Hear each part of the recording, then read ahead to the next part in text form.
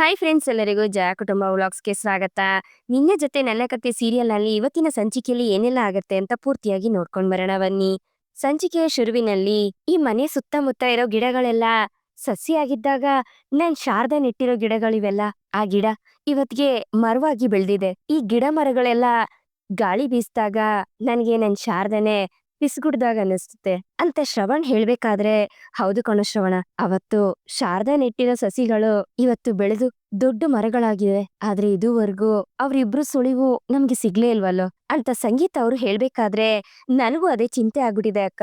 ಧೈರ್ಯ ತಗೊಂಡ್ರು ಯೋಚನೆಗಳು ನನ್ನನ್ನ ಕುಗ್ಗಿಸ್ಬಿಡುತ್ತೆ. ಹೆಂಡತಿ ಮಗಳ ಜೊತೆ ಖುಷಿಯಾಗಿರ್ಬೇಕಾಗಿರೋ ನಾನು ಇಷ್ಟು ವರ್ಷ ಅವ್ರನ್ನ ಹುಡ್ಕೋದ್ರಲ್ಲೇ ಕಳೆದೋಗ್ಬಿಟ್ಟೆ. ಈ ಹುಡುಕಾಟ ಇನ್ನು ಹೀಗೆ ಮುಂದುವರಿಯುತ್ತೆ ಅಂತ ಯೋಚನೆ ಆಗ್ಬಿಟ್ಟಿದೆ ಅಕ್ಕ ನನ್ಗೆ. ಮನಸ್ವಿನಿ ಅಂತ ಹೇಳ್ಕೊಂಡ್ ಬಂದಿರೋ ಅಶ್ವಿನಿ ಮಗಳಾಗಿರ್ಲಿಲ್ಲ, ಇನ್ನು ನಿಜವಾದ ಮಗಳು ನನ್ ಮನಸ್ವಿನಿ ಎಲ್ಲಿದ್ದಾಳೋ, ಹೇಗಿದ್ದಾಳೋ? 20 ವರ್ಷದಿಂದ ಸಿಗದೆ ಇರೋ ನನ್ ಹೆಂಡತಿ ಮಗಳು ಇನ್ ಮುಂದೆ ಸಿಗ್ತಾರೆ ಅನ್ನೋ ನಂಬಿಕೆನೆ ಹೊರಟೋಗಿದೆ ಅಕ್ಕ ನನ್ಗೆ ಅಂತ ಶ್ರವಣ್ ಹೇಳ್ಕೊಂಡು ಅಳ್ಬೇಕಾದ್ರೆ, ಶ್ರವಣ ಅಳ್ಬೇಡ ಕಣೋ ಅಂತ ಸಂಗೀತ ಅವರು ಸಮಾಧಾನ ಮಾಡ್ತಿರ್ತಾರೆ.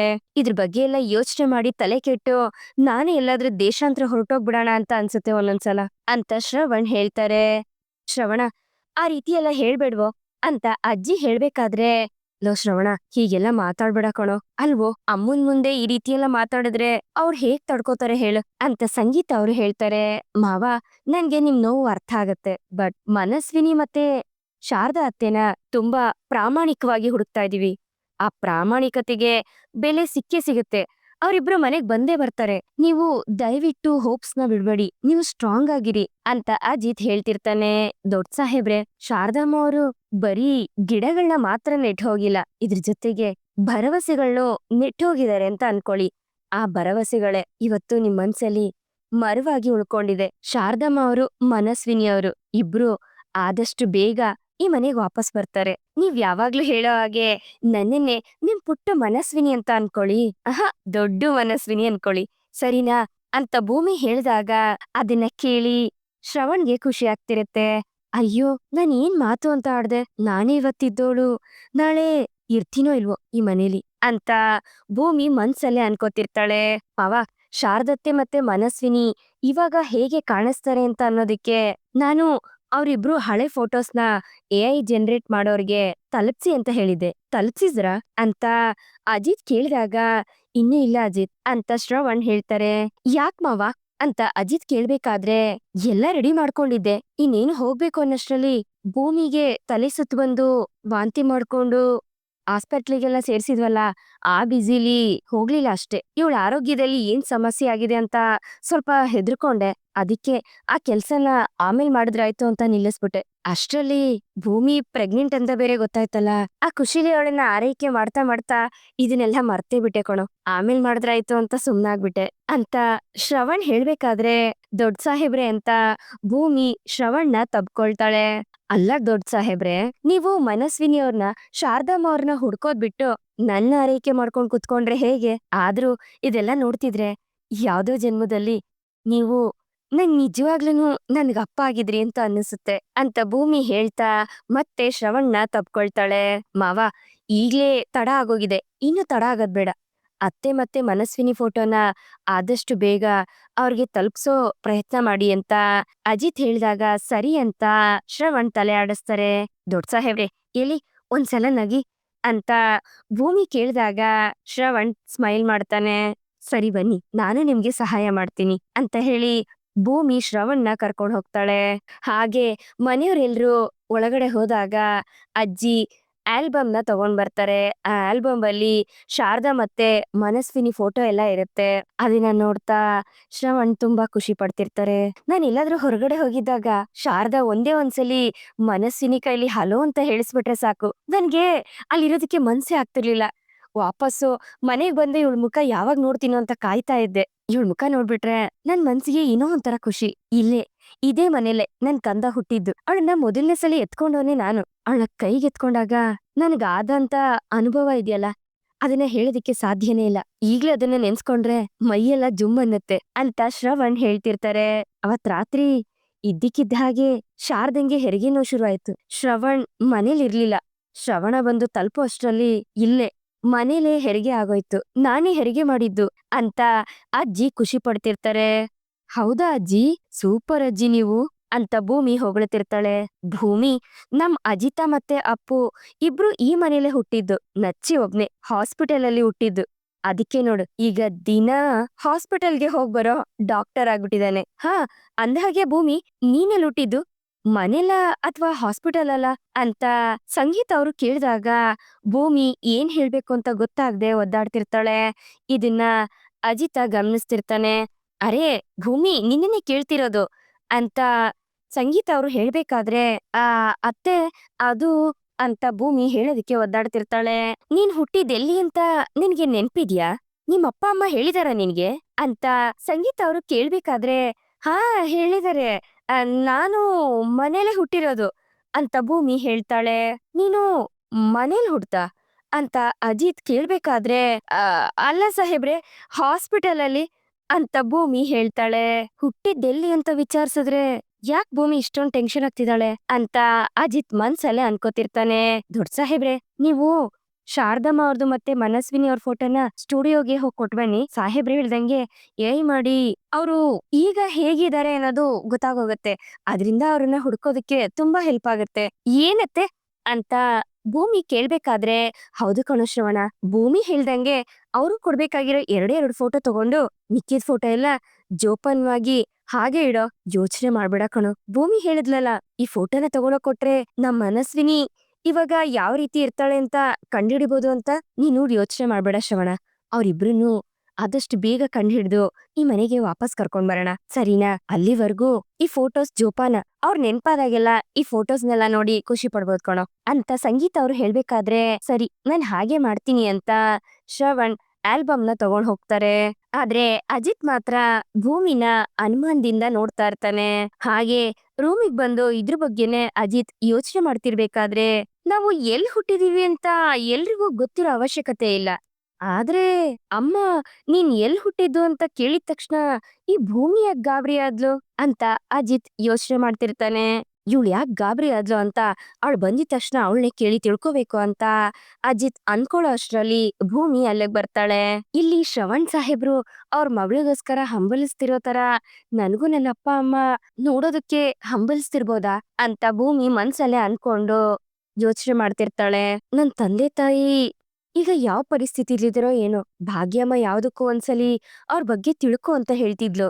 ದೇವಯಾನಿ ಅಮ್ಮ ಡಿಟೆಕ್ಟಿವ್ ಮೂಲಕ ಅದ್ರ ಬಗ್ಗೆ ಪತ್ತೆ ಮಾಡ್ತೀನಿ ಅಂತ ಹೇಳ್ತಿದ್ರು. ಆದ್ರೆ ಆಗ್ಲಿಲ್ಲ. ಅಜಿತ್ ಸಾಹೇಬ್ರತ್ರ ಬೇರೆ ತರ ಇದ್ರ ಬಗ್ಗೆ ಮಾತಾಡ್ಬೇಕು ಅಂತ ಭೂಮಿ ಮನ್ಸಲ್ಲೇ ಅನ್ಕೊಂಡು, ಸಾಹೇಬ್ರೆ ನಾನ್ ನಿಮ್ ಹತ್ರ ಒಂದ್ ಪ್ರಶ್ನೆ ಕೇಳ್ಬೇಕು ಅಂತ ಭೂಮಿ ಹೇಳಿದಾಗ, ಕೇಳು ಅಂತ ಅಜಿತ್ ಹೇಳ್ತಾನೆ.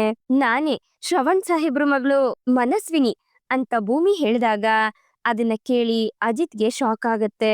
ನೀನು ನನ್ ಮಾವನ್ ಮಗಳು ಮನಸ್ವಿನಿನಾ ಅಂತ ಅಜಿತ್ ಕೇಳ್ಬೇಕಾದ್ರೆ, ಅಯ್ಯೋ ಸಾಹೇಬ್ರೆ ನಾನ್ ಹಾಗಲ್ಲ ಹೇಳಿದ್ದು. ಇವಾಗ ಒಂದು ಕ್ಷಣಕ್ಕೆ ನಾನು ಶ್ರವಣ್ ಸಾಹೇಬ್ರ ಮಗಳು ಮನಸ್ವಿನಿ ಅಂತ ಇಟ್ಕೊಳ್ಳಿ, ಸರಿನಾ? ಮನಸ್ವಿನಿನ ಅಂದ್ರೆ ನನ್ನನ್ನ ಚಿಕ್ಕ ವಯಸ್ಸಲ್ಲಿ ಯಾರಾದ್ರೂ ದತ್ತು ತಗೊಂಡಿರ್ಬೋದು ಅಥವಾ ಆಶ್ರಮದಲ್ಲಿ ಬೆಳೆದಿರ್ಬೋದು. ಅವ್ರ ಜೊತೆ ಬೆಳೀತಾ ಬೆಳೀತಾ ಮನಸ್ವಿನಿ ಅಂದ್ರೆ ನಾನು ನನ್ ಸಾಕಿದ ತಂದೆ ತಾಯಿ ಅವಳು ದೊಡ್ಡೋಳಾದ್ಮೇಲೆ ನೀನ್ ಹೆತ್ತ ತಂದೆ ತಾಯಿ ನಾವಲ್ಲ ಅಂತ ಹೇಳಿದ್ರೆ, ಅಂದ್ರೆ ನನಗಲ್ಲ, ನಿಮ್ ಮಾವನ್ ಮಗಳು ಮನಸ್ವಿನಿಗೆ ಹೇಳಿದ್ರೆ ಅವಳು ಯಾವ್ಯಾವ ರೀತಿ ಪ್ರಯತ್ನ ಪಡ್ತಾಳೆ ಅವಳ ನಿಜವಾದ ಹೆತ್ತ ತಂದೆ ತಾಯಿನ ಹುಡ್ಕೋದಿಕ್ಕೆ ಅಂತ ಭೂಮಿ ಕೇಳಿದಾಗ, ಮೊದಲನೇದಾಗಿ ಲೋಕಲ್ ಪೊಲೀಸ್ ಸ್ಟೇಷನ್ಗೆ ಹೋಗಿ ಕಂಪ್ಲೇಂಟ್ ರೈಸ್ ಮಾಡ್ಬೇಕು ಅಂತ ಅಜಿತ್ ಹೇಳ್ದಾಗ, ಅದು ಸಾಧ್ಯ ಇಲ್ಲ ಬಿಡಿ ಅಂತ ಭೂಮಿ ಹೇಳ್ತಾಳೆ. ಯಾಕೆ, ಯಾಕ್ ಸಾಧ್ಯ ಇಲ್ಲ ಅಂತ ಅಜಿತ್ ಕೇಳ್ಬೇಕಾದ್ರೆ, ಯಾಕಂದ್ರೆ ಲೋಕಲ್ ಪೊಲೀಸ್ ಸ್ಟೇಷನ್ ಅಂದ್ರೆ ಅದು ನಿಮ್ ಲಿಮಿಟ್ಗೆ ಬರುತ್ತೆ ಸಾಹೇಬ್ರೆ. ನಿಮ್ಗೇನಾದ್ರೂ ನಾನ್ ಹೆತ್ತವ್ರು ಬೇರೆ ಯಾರೋ ಇದಾರೆ ಅಂತ ವಿಷಯ ಗೊತ್ತಾದ್ರೆ ನೀವು ಅವ್ರನ್ನ ಹುಡ್ಕೋ ಪ್ರಯತ್ನ ಮಾಡ್ತೀರಾ. ಭಾಗ್ಯಮ್ಮನ ನಿರಪರಾಧಿ ಅಂತ ಪ್ರೂವ್ ಮಾಡಿ ಅವ್ರನ್ನ ಬಿಡುಗಡೆ ಮಾಡ್ಸೋದಿಕ್ಕೆ ತಡ ಆಗ್ಬೋದು. ಅದಕ್ಕೆ ಸಾಹೇಬ್ರೆ ಅಂತ ಭೂಮಿ ಮನ್ಸಲ್ಲೇ ಅನ್ಕೋತಿರ್ತಾಳೆ. ಓಯ್ ಓಯ್ ಅಂತ ಅಜಿತ್ ಕರ್ದಾಗ, ಹೇಳಿ ಸಾಹೇಬ್ರೆ ಅಂತ ಭೂಮಿ ಹೇಳ್ತಾಳೆ. ಏನ್ ಯೋಚನೆ ಮಾಡ್ತಿದ್ಯಾ ಅಂತ ಅಜಿತ್ ಕೇಳ್ಬೇಕಾದ್ರೆ, ಏನು ಇಲ್ಲ ಸಾಹೇಬ್ರೆ ಅಂತ ಭೂಮಿ ಹೇಳ್ತಾಳೆ. ಮನಸ್ವಿನಿ ಲೋಕಲ್ ಪೊಲೀಸ್ ಸ್ಟೇಷನ್ಗೆ ಹೋಗಿ ಕಂಪ್ಲೇಂಟ್ ಕೊಡೋದಕ್ ಆಗೋದಿಲ್ಲ ಅಂತ ಹೇಳ್ತಿದ್ಯಲ್ಲ, ಯಾಕೆ ಅಂತ ಅಜಿತ್ ಕೇಳ್ಬೇಕಾದ್ರೆ, ಆ ಅಂದ್ರೆ ಕೊಡೋ ಹಾಗಿದ್ರೆ ಅವರು ಇಷ್ಟೊತ್ತಿಗೆ ಕೊಡ್ಬೇಕಾಗಿತ್ತಲ್ವಾ? ಮನಸ್ವಿನಿ ಅವ್ರಿಗೆ ಪೊಲೀಸ್ ಅಂದ್ರೆ ಭಯ ಇರ್ಬೋದೇನಪ್ಪ, ನನ್ಗ್ ಆ ರೀತಿ ಅನ್ನಿಸ್ತಿದೆ ಅಂತ ಭೂಮಿ ಹೇಳ್ಬೇಕಾದ್ರೆ ಚಾನ್ಸೇ ಇಲ್ಲ. ಶ್ರವಣ್ ಮಾವನೇ ಪೊಲೀಸ್ ಆಫೀಸರ್ ಅಂದ್ಮೇಲೆ ಅವಳಿಗೆ ಯಾವ್ದೇ ಕಾರಣಕ್ಕೂ ಪೊಲೀಸ್ ಅವ್ರು ಅಂದ್ರೆ ಭಯ ಇರೋದಿಲ್ಲ ಅಂತ ಅಜಿತ್ ಹೇಳ್ಬೇಕಾದ್ರೆ, ಭಯ ಇಲ್ಲ ಅಂದ್ರೆ ಬೇರೆ ಏನಾದ್ರೂ ಇರ್ಬೋದು ಸಾಹೇಬ್ರೆ, ಪೊಲೀಸ್ ಅವ್ರ ಸಹಾಯ ತಗೊಳೋದ್ ಬೇಡ ಅನ್ನೋ ರೀತಿ ಅಂತ ಹೇಳ್ಕೊಂಡು ಭೂಮಿ ಯೋಚನೆ ಮಾಡ್ತಿರ್ತಾಳೆ. ನನ್ಗ್ಯಾಕೋ ನಿನ್ ಮೇಲೆ ಅನುಮಾನ ಅಂತ ಅಜಿತ್ ಹೇಳ್ಬೇಕಾದ್ರೆ, ಏನ್ ಸಾಹೇಬ್ರೆ ಈ ರೀತಿ ಹೇಳ್ಬಿಟ್ರಿ? ನನ್ ಮೇಲೆ ಅನುಮಾನ ಪಡ್ತಿದೀರಾ? ನಂಬಿಕೆಗೆ ಇನ್ನೊಂದ್ ಹೆಸರೇನೆ ಭೂಮಿ ಅಂತ. ನನ್ ಮೇಲೆ ಡೌಟ್ ಪಟ್ರೆ ನೀವು ಈ ಭೂಕಂಪ ಪ್ರಳಯ ಆಗ್ಬಿಡುತ್ತೆ ಅಷ್ಟೇ. ಸರಿ ಬಿಡಿ, ಈ ರೀತಿ ಲುಕ್ ಎಲ್ಲ ಕೊಡ್ಬೇಡಿ. ನಿಮ್ ನಂಬಿಕೆ ಉಳಿಸ್ಕೋಬೇಕು ಅಂದ್ರೆ ನಾನ್ ಏನ್ ಮಾಡ್ಬೇಕು ಹೇಳಿ ಅಂತ ಭೂಮಿ ಕೇಳ್ಬೇಕಾದ್ರೆ, ನಿಜ ಹೇಳಿದ್ರೆ ಸಾಕು ಅಂತ ಅಜಿತ್ ಹೇಳ್ತಾನೆ. ಏನ್ ನಿಜ ಅಂತ ಭೂಮಿ ಕೇಳ್ದಾಗ, ನೀನು ಇಷ್ಟೊತ್ತವರೆಗೂ ನನ್ನನ್ನ ಕೇಳಿದ್ದು ನಿಜವಾಗ್ಲೂ ನಮ್ಮ ಮನಸ್ವಿನಿನ ಮೈಂಡಲ್ಲಿ ಇಟ್ಕೊಂಡ, ಅಥವಾ ಇನ್ಯಾರತ್ರನೋ ಬೆಳೆದು ಈಗ ತನ್ನ ತಂದೆ ತಾಯಿನ ಹುಡ್ಕೋದಕ್ಕೆ ಪ್ರಯತ್ನ ಪಡ್ತಿರೋಂತ ಇನ್ನೊಂದು ಹುಡುಗಿ ಬಗ್ಗೆನಾ ಅಂತ ಅಜಿತ್ ಕೇಳಿದಾಗ ಭೂಮಿ ಶಾಕ್ ಆಗ್ತಾಳೆ. ಸಾಹೇಬ್ರೆ, ಏನ್ ಪ್ರಶ್ನೆ ಕೇಳ್ತಿದೀರಾ? ನನ್ಗೇನೋ ಅರ್ಥನೇ ಆಗ್ತಿಲ್ಲಪ್ಪ. ಅದಕ್ಕೆ ತಲೆನೂ ಇಲ್ಲ ಬುಡನೂ ಇಲ್ಲ, ಆ ತರ ಮಾತಾಡ್ತಿದೀರಾ ನೀವು. ಅಯ್ಯಯ್ಯೋ, ಟೈಮ್ ಆಗೋಗಿದೆ, ಬನ್ನಿ ಕೆಲ್ಸಕ್ ಹೋಗ್ಬೇಕು, ಲೇಟ್ ಆಗ್ತಿದೆ, ಹೋಗಿ ಬೇಗ ಬೇಗ ಯೂನಿಫಾರ್ಮ್ ಹಾಕೊಂಡ್ ಬನ್ನಿ, ನಾನು ಆಚೆ ಇರ್ತೀನಿ ಅಂತ ಭೂಮಿ ಹೋಗ್ಬೇಕಾದ್ರೆ, ಏಯ್ ಒಂದ್ ನಿಮಿಷ ನಿಂತ್ಕೋ ಅಂತ ಅಜಿತ್ ನಿಲ್ಲಿಸ್ತಾನ ಅವಳನ್ನ. ಏನ್ ಸಾಹೇಬ್ರೆ ಅಂತ ಭೂಮಿ ಕೇಳ್ದಾಗ, ಇನ್ನೊಂದ್ ಪ್ರಶ್ನೆ ಇದೆ, ಅದಕ್ ಉತ್ತರ ಕೊಟ್ಬಿಟ್ಟು ನೀನ್ ಹೊರಡು ಅಂತ ಅಜಿತ್ ಹೇಳ್ದಾಗ, ಸರಿ ಅದೇನ್ ಹೇಳಿ ಅಂತ ಭೂಮಿ ಕೇಳ್ತಾಳೆ. ನೀನು ನಮ್ಮಮ್ಮ ಎಲ್ ಹುಟ್ಟಿದ್ದು ಅಂತ ಕೇಳ್ದಾಗ, ಯಾಕಷ್ಟೊಂದ್ ಗಾಬರಿ ಅದೇ ಅಂತ ಅಜಿತ್ ಕೇಳ್ದಾಗ, ನಾನು ಗಾಬರಿ? ನಾನ್ ಯಾಕೆ ಸಾಹೇಬ್ರೆ ಗಾಬರಿ ಆಗ್ಲಿ ಅಂತ ಭೂಮಿ ಕೇಳ್ದಾಗ, ನನ್ ಕಣ್ಣು ನನ್ಗೆ ಮೋಸ ಮಾಡೋದಿಲ್ಲ ಭೂಮಿ, ನನ್ನ ಹತ್ರ ಸುಳ್ಳು ಹೇಳೋದಕ್ಕೆ ಟ್ರೈ ಮಾಡ್ಬೇಡ. ನೀನ್ ಯಾಕೆ ಗಾಬರಿ ಆದೆ ಅಂತ ನಿಜ ಹೇಳು ಅಂತ ಅಜಿತ್ ಕೇಳ್ದಾಗ, ಭೂಮಿ ಯೋಚನೆ ಮಾಡ್ತಿರ್ತಾಳೆ. ನೀನಿನ್ನೇ ಕೇಳ್ತಾ ಇರೋದು, ನಿಜ ಹೇಳು ಅಂತ ಅಜಿತ್ ಹೇಳ್ದಾಗ, ಸರಿ ಸಾಹೇಬ್ರೆ, ಅದು ಏನಂದ್ರೆ ಅಂತ ಭೂಮಿ ಹೇಳಕ್ ಹೋದಾಗ ಅಜಿತ್ಗೆ ಕಾಲ್ ಬರುತ್ತೆ. ಸದಾನಂದ್ ಕಾಲ್ ಮಾಡಿ ಅಜಿತ್ಗೆ ಅಶ್ವಿನಿ ರಿಲೀಸ್ ಆಗಿರೋದ್ರ ಬಗ್ಗೆ ಹೇಳ್ತಾನೆ. ಅದನ್ನ ಕೇಳಿ ಅಜಿತ್ಗೆ ಶಾಕ್ ಆಗತ್ತೆ. ನನ್ಗೆ ಒಂದು ಅರ್ಜೆಂಟ್ ಕೆಲ್ಸ ಇದೆ, ನಾನ್ ಬರ್ತೀನಿ ಅಂತ ಹೇಳಿ ಅಜಿತ್ ಅಲ್ಲಿಂದ ಹೊರಟೋಗ್ತಾನೆ. ಸಾಹೇಬ್ರೆ ನಿಂತ್ಕೊಳ್ಳಿ ಅಂತ ಭೂಮಿ ಕರಿತಿದ್ರು. ಅಜಿತ್ ಅಲ್ಲಿಂದ ಹೊರಟೋಗ್ತಾನೆ. ಅಪ್ಪ ದೇವ್ರೆ, ಪುಣ್ಯಕ್ ಹೇಗೋ ಸಾಹೇಬ್ರಿಗೆ ಫೋನ್ ಬಂತು, ಸದ್ಯಕ್ಕಂತೂ ಬಚಾವಾದೆ. ಇಲ್ಲ ಅಂದಿದ್ರೆ ಏನು ಯಾಕೆ ಎತ್ತ ಅಂತ ಪ್ರಶ್ನೆ ಮೇಲ್ ಪ್ರಶ್ನೆ ಕೇಳಿ ಇವತ್ತು ನನ್ ಬಾಯಿಂದ ನಿಜಾನ ಆಚೆಗ್ ಬರ್ಸ್ಬಿಡ್ತಿದ್ರು ಅಷ್ಟೇ. ನಾನು ಸಾಹೇಬ್ರಿಗೆ ಎದ್ರುಕೊಂಡು ನಾನು ಭಾಗ್ಯಂ ನಿಜವಾದನ್ ಮಗಳಲ್ಲ ಅಂತ ಹೇಳ್ಬಿಡ್ತಿದ್ದೆ. ಅಪ್ಪ ದೇವ್ರೆ, ಇವತ್ ನೀನೇ ನನ್ನನ್ ಕಾಪಾಡ್ಬಿಟ್ಟೆ ಅಂತ ಭೂಮಿ ಅವಳಿಗವಳೆ ಸಮಾಧಾನ ಮಾಡ್ಕೊತಿರ್ತಾಳೆ. ಈ ಕಡೆ ಭೂಮಿ ಲಕ್ಷ್ಮಿ ಅಕ್ಕಂಗೆ ಕಾಲ್ ಮಾಡಿ ನಡೆದಿದ್ ವಿಷಯನೆಲ್ಲ ಹೇಳ್ತಾಳೆ.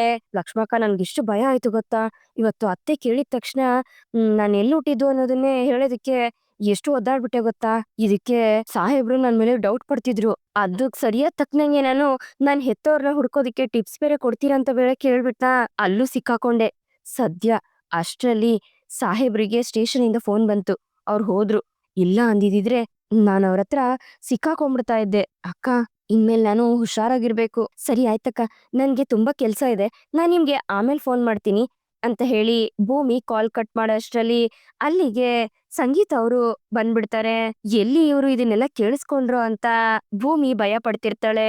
ಭೂಮಿ ಅಂತ ಹೇಳಿ ಸಂಗೀತ ಅವರು ಭೂಮಿನ ತಬ್ಕೊಂಡು ಅವಳಿಗೆ ಮುತ್ತನ್ನ ಕೊಡ್ತಾರೆ.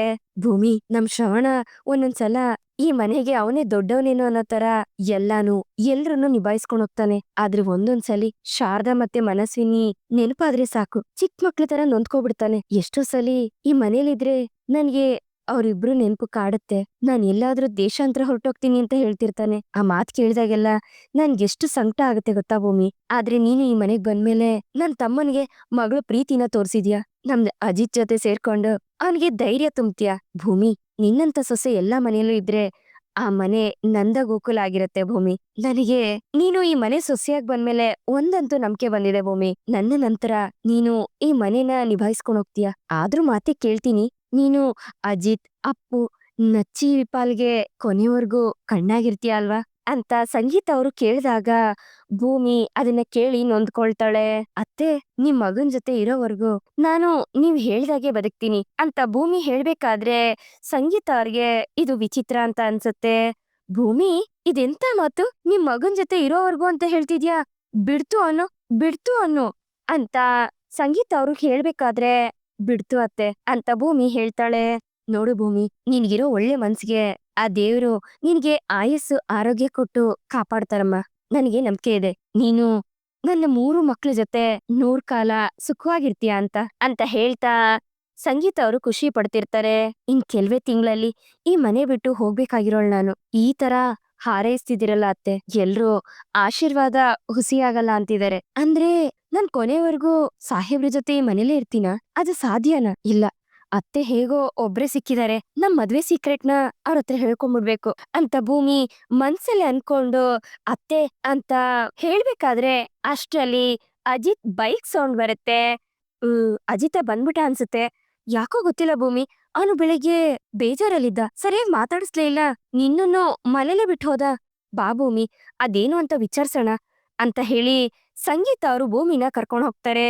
ಅಷ್ಟ್ರಲ್ಲಿ ಶ್ರವಣ್ ಕೂಡ ಮನೆಗ್ ಬರ್ತಾನೆ. ದೊಡ್ಡ ಸಾಹೇಬ್ರೆ, ಶಾರದಮ್ಮ ಮತ್ತೆ ಮನಸ್ವಿನಿ ಅವ್ರ ಫೋಟೋನ ಕೊಟ್ರಾ ಅಂತ ಭೂಮಿ ಕೇಳಿದಾಗ ಹಾ ಕೊಟ್ಟೆ, ನಾಳೆ ಅಷ್ಟ್ರಲ್ಲಿ ಅದ್ರ ಬಗ್ಗೆ ಡೀಟೇಲ್ ಹೇಳ್ತೀನಿ ಅಂತ ಹೇಳ್ತಿದ್ರು ಅಂತ ಶ್ರವಣ್ ಹೇಳ್ತಿರ್ತಾನೆ.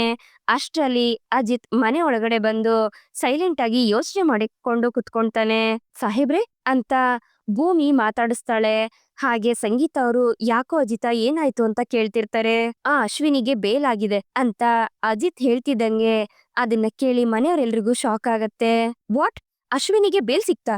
ಬೇಲ್ ಕೊಡ್ಸಿದ್ಯಾರು ಅಂತ ಶ್ರವಣ್ ಕೇಳ್ಬೇಕಾದ್ರೆ ಅವಳು ಬೆಳೆದಿರೋಂತ ಆಶ್ರಮದಿಂದ ಯಾರೋ ಒಬ್ರು ಲೇಡಿ ಬಂದು ಅವಳಿಗೆ ಬೇಲ್ ಕೊಟ್ಟು ಬಿಡಿಸ್ಕೊಂಡ್ ಹೋಗಿದ್ದಾರೆ ಅಂತ ಅಜಿತ್ ಹೇಳ್ಬೇಕಾದ್ರೆ, ಹಾಗಾದ್ರೆ ಆ ಅಶ್ವಿನಿ ಆಶ್ರಮದಲ್ಲಿ ಬೆಳ್ದಿರೋದು ನಿಜನ ಸಾಹೇಬ್ರೆ ಅಂತ ಭೂಮಿ ಕೇಳ್ಬೇಕಾದ್ರೆ, ಅವಳು ಯಾವ ಗುಣ ಅವಳು 20 ವರ್ಷದಿಂದ ಆಶ್ರಮದಲ್ಲಿ ಇದ್ಲು ಅಂತ ಅನ್ಕೊಂಡು ಈ ಪ್ರಶ್ನೆ ಕೇಳ್ತಿದ್ಯಾ ನೀನು? ನಮ್ ಮನೆಗ್ ಬಂದು ನಾನು ಆಶ್ರಮದಲ್ಲಿದ್ದೆ ಅಂತ ಹೇಳಿ ಹೇಗೆ ನಮ್ಮನ್ನ ನಂಬಿಸಿದ್ಲೋ, ಈಗ ಅದನ್ನೇ ಫಾಲೋ ಮಾಡ್ತಿದ್ದಾಳೆ ಅಷ್ಟೇ, ಬೇರೆ ಏನು ಇಲ್ಲ.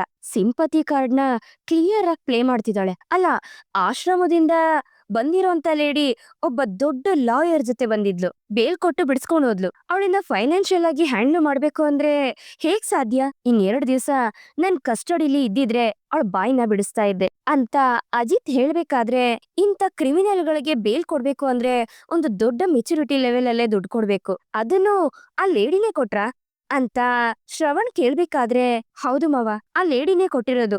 ಆ ಅಶ್ವಿನಿ ಸಾಮಾನ್ಯವಾಗಿರುವಂತವಳಲ್ಲ. ಅವಳು ಆಸ್ಪತ್ರೆಯಲ್ಲಿ ಇರ್ಬೇಕಾದ್ರೆ ಡಾಕ್ಟರ್ ಹತ್ರ ಏನ್ ಹೇಳ್ತಿದ್ಲು ಗೊತ್ತಾ? ಈ ಆಸ್ಪತ್ರೆ ಕಡೆಯಿಂದ ನನ್ಗೆ ಹುಷಾರಾಗಿಲ್ಲ ಅಂತ ಅಜಿತ್ಗೆ ಹೇಳಿದ್ರಿ ಅಂತ ಅಂದ್ರೆ, ಇಡೀ ಬೆಂಗಳೂರಲ್ಲಿ ಯಾವ ಆಸ್ಪತ್ರೆ ಇಷ್ಟ ಆಗತ್ತೆ ಅಂತ ಹೇಳೋ, ಆ ಹಾಸ್ಪಿಟಲ್ನೇ ನಾನ್ ನಿನ್ಗೆ ಕೊಡ್ತೀನಿ ಅಂತ ಹೇಳ್ತಿದ್ಲು. ನನ್ನ ಯೋಚನೆ ಪ್ರಕಾರ ಅವಳ ಹಿಂದೆ ತುಂಬಾ ದೊಡ್ಡ ಕೈನೇ ಇದೆ, ಅವಳು ಯಾರು ಅಂತ ಕಣ್ ಹಿಡಿಬೇಕು ಅಷ್ಟೇನೆ ಅಂತ ಅಜಿತ್ ಹೇಳ್ಬೇಕಾದ್ರೆ ಯಾರಿರ್ಬೋದು ಅಂತ ಅಜ್ಜಿ ಕೇಳ್ತಿರ್ತಾರೆ. ಅದಕ್ಕೆ ಅಜಿತ್ ಮತ್ತೆ ಮನೆಯವರೆಲ್ಲರೂ ಯೋಚನೆ ಮಾಡ್ತಿರ್ತಾರೆ. ಇಲ್ಲಿಗೆ ಈ ಒಂದು ಸಂಚಿಕೆ ಮುಗಿಯುತ್ತೆ. ಈ ಸಂಚಿಕೆ ನಿಮ್ಗೆ ಇಷ್ಟ ಆಗಿದೆ ಅಂತ ಅನ್ಕೊಳ್ತೀನಿ. ಇಷ್ಟ ಆಗಿದ್ರೆ ದಯವಿಟ್ಟು ಲೈಕ್ ಮಾಡಿ, ಹಾಗೆ ಹೇಗಿತ್ತು ಅನ್ನೋದನ್ನ ಕಮೆಂಟ್ ಮೂಲಕ ತಿಳಿಸಿ. ಮತ್ತೆ ಮುಂದಿನ ಸಂಚಿಕೆಯೊಂದಿಗೆ ನಿಮ್ಮನ್ನ ಭೇಟಿ ಆಗ್ತೀನಿ. ಅಲ್ಲಿವರೆಗೂ Tata, bye bye, take care.